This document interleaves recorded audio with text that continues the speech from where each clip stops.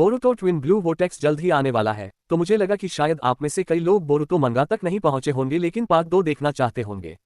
इसलिए मैंने सोचा कि बोरुतो पार्ट 1 में जो भी जरूरी बातें हुई हैं उनका एक छोटा सा रिकैप देना बढ़िया रहेगा। वैसे मैं ये मान लेता हूं कि आप में से ज्यादातर लोग नारुतो की ज्यादातर घटनाओं से पहले ही वाकिफ हैं।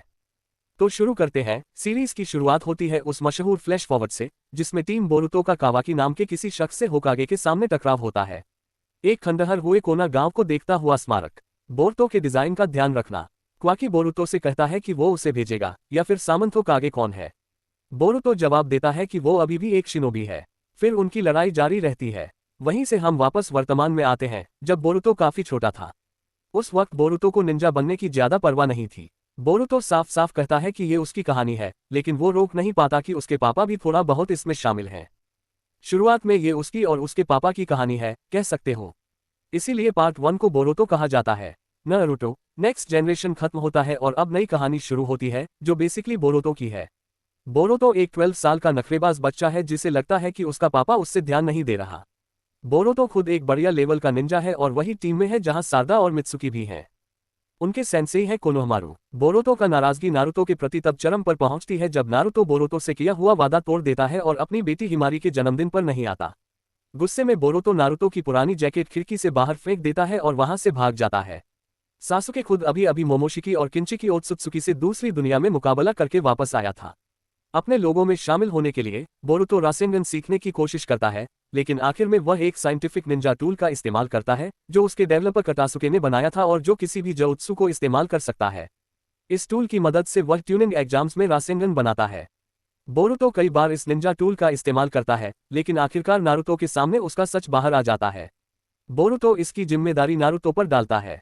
ऐसा होने वाला था, लेकिन मोमोशिकी और किंचिकी आकर नारुतो को पकड़ने के लिए बीच में आ जाते हैं ताकि गांव की रक्षा हो सके।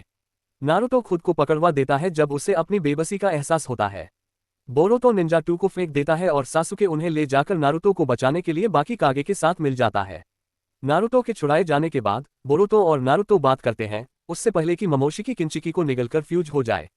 उस ताकत के साथ भी मोमोशिकी को नारुतो और सासुके ने पूरी तरह से धूल चटा दी और वे दोनों अभी पूरी ताकत पर भी नहीं थे। पूरी ताकत के बावजूद मोमोशिकी फिर से जवान हो गया जब कातासुके ने उसे थोड़ा और चक्र दिया, जिससे बोरुतो ने फिनिश किया। साथ ही बोरुतो ने अपने पिता के साथ सन स्पिरिट बॉम्ब साइज रासेगन भी फेंका। लेकिन जब बोरुतो फिनिश ब्लो लगाने वाला था तभी समय थम गया। उस पल में बोरुतो को चेतावनी मिली कि उसकी नीली आंखें सब कुछ उससे छीन लेंगी। कुछ दिन बाद हम देखते हैं कि बोरुतो के दाहिने हाथ पर एक अजीब सा निशान उभर आया है। यहीं से हमें एक छोटा आर्क मिलता है जिसमें एक संगठन कारा का खुलासा होता है। जब हम उन्हें पहली बार देखते हैं तो वे एक मीटिंग कर रहे होते हैं। एक जहाज के गायब होने के बारे में एक गिरा हुआ एयरशिप मिलता है जिसके अंदर एक खुला कंटेनर होता है। थोड़ी देर बाद पोटो की टीम को एक मिशन मिलता है कि वे कातोसुके नाम के वैज्ञानिक को एस्कॉर्ट करें, जिन्हें पिछली कहानी में मैनिपुलेट किया गया था।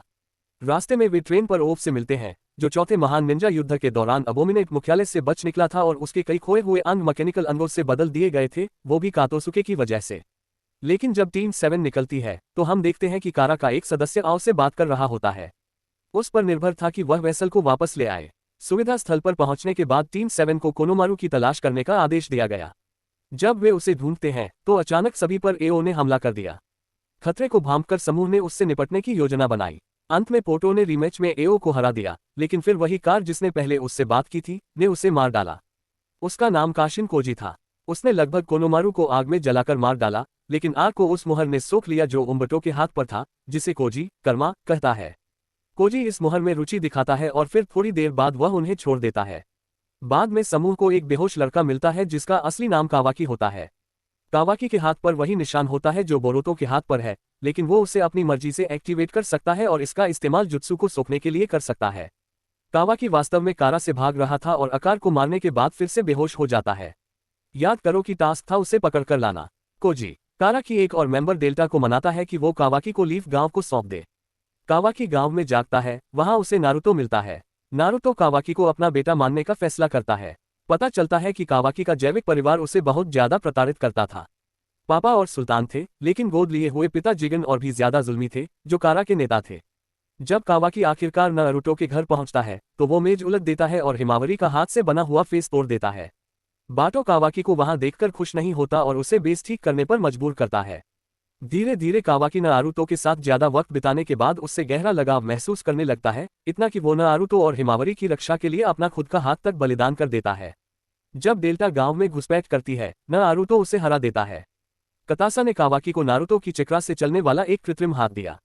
इस बीच सासुके ने एयरशिप के कुछ कमरों में एक गुप्त डायमेंशन खोजा जो उसे दिखाता है कि यह एक तसुकी है जो धरती पर आया है, और एक रहस्यमयी तसुकी भी जो शायद कागिया के साथ आया था।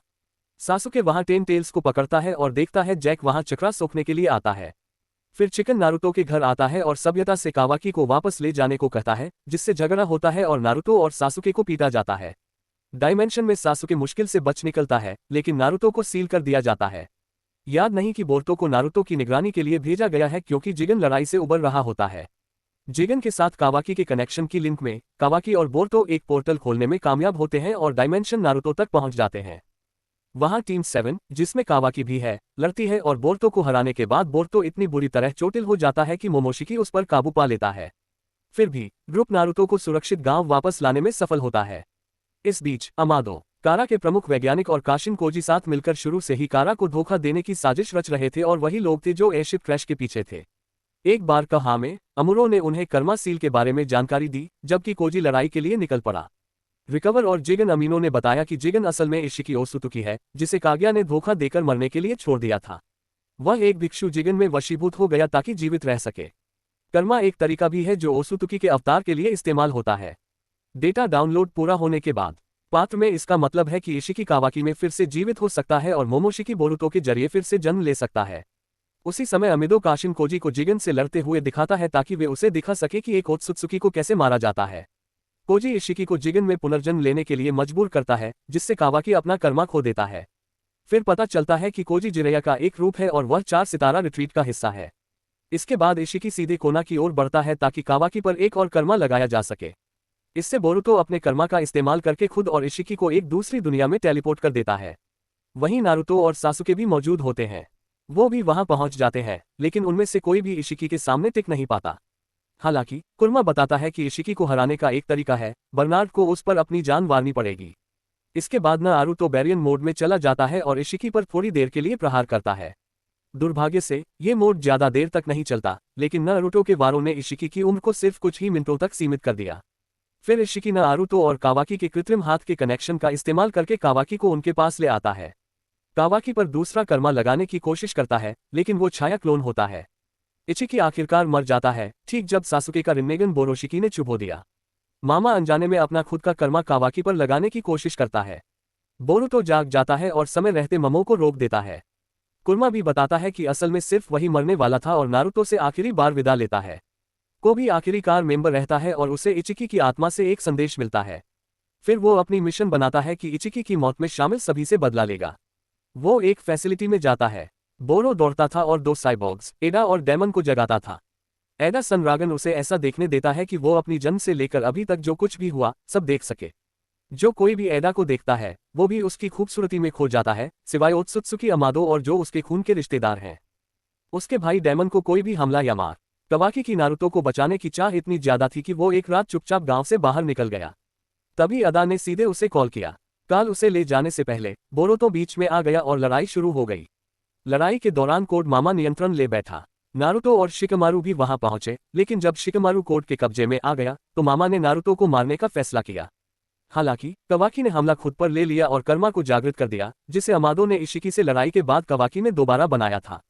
बोएशिकी से लड़ाई होती है, तब तक बोरुतो नियंत्रण वापस पा लेता है और कावाकी से कहता है कि उसे मार दे।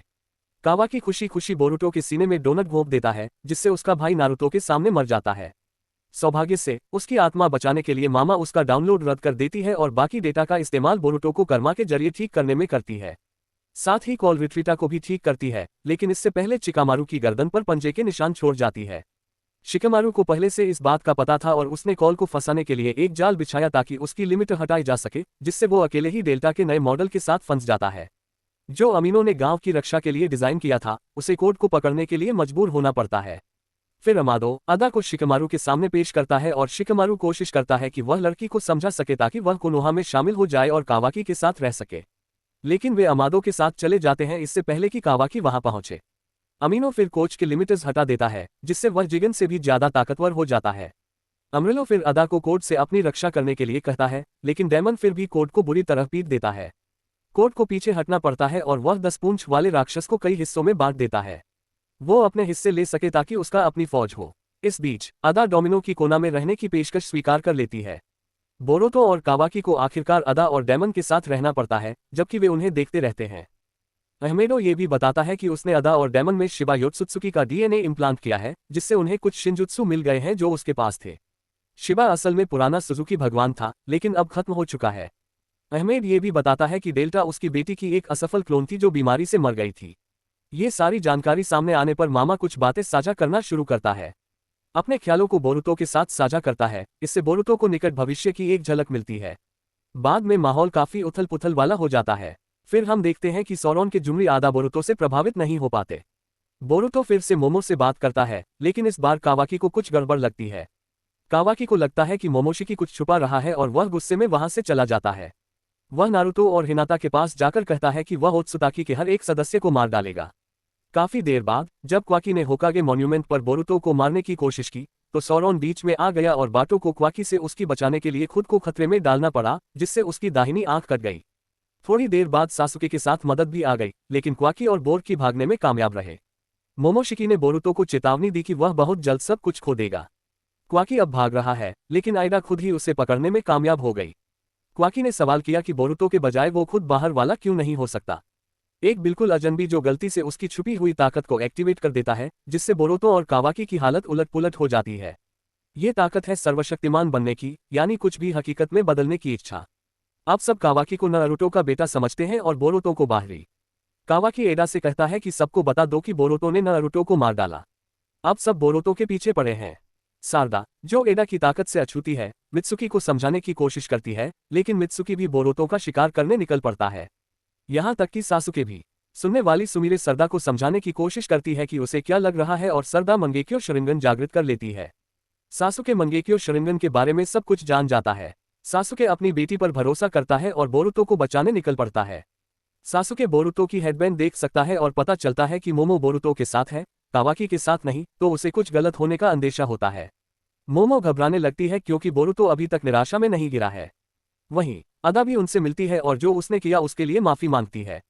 बोरुतो सब कुछ समझ जाता है और वो मोमोशिकी से कहता है कि उसने कभी इसे सब कुछ हार जाना नहीं माना। बोरुतो जानता है कि उसे मजबूत होना पड़ेगा और वे अपनी गलती सुधारते हैं। एदा ने तो ये तक तय किया कि वे उनके लौटने तक उन्हें ढूंढने की कोशिश नहीं करेगा। और इस तरह बोरुतो का पहला भाग खत्म होता है, जहां कोड बोरुतो से बदला लेने की योजना बनाता है और कावा की कसम खाता है कि जब तक इल सुजुकी में है, वो अपने भाई को मारने वालों को नहीं छोड़ेगा। वह दुनिया को दिखाना चाहता है कि वह अभी भी बोरुतो उजुमाकी है। और बस, वैसे तो मैं बोरुतो का बड़ा फैन रहा हूं शुरुआत से ही। पहला हिस्सा कैसा लगा बताओ यारो, या फिर बताओ तुम्हें क्या होगा अगले पार्ट में। कमेंट्स में जरूर बताना। वीडियो पसंद आए तो लाइक और सब्सक्राइब भी कर देना। फिर मिलते हैं, पीस।